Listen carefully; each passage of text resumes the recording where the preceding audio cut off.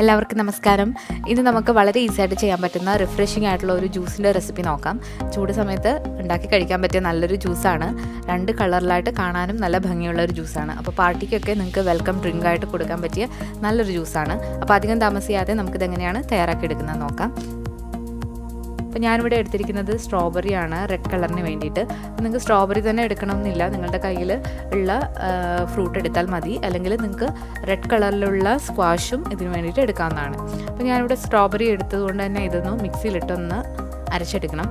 അപ്പം മധുരം നിങ്ങൾക്ക് വേണമെങ്കിൽ ഇതിൻ്റെ കൂടെ ചേർത്തിട്ട് അരയ്ക്കാവുന്നതാണ്.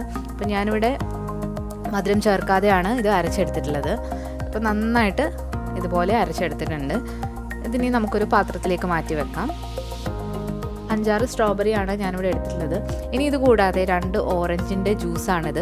ഓറഞ്ചിൻ്റെ അല്ലികൾ മിക്സിയുടെ ജാറിലിട്ട് വെള്ളം തൊടാതെ അരച്ചെടുത്തിട്ടുള്ളതാണിത്. ഇനി ഇത് കൂടാതെ വേണ്ടത് ഐസ് ക്യൂബ്സ് ആണ്.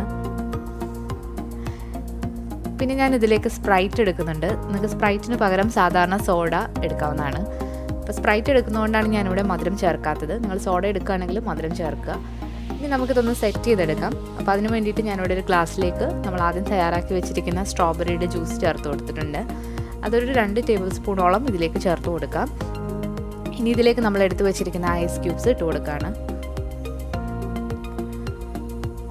ഇനി നമ്മൾ ഇതിലേക്ക് ചേർത്ത് കൊടുക്കുന്നത് സ്പ്രൈറ്റ് ആണ്.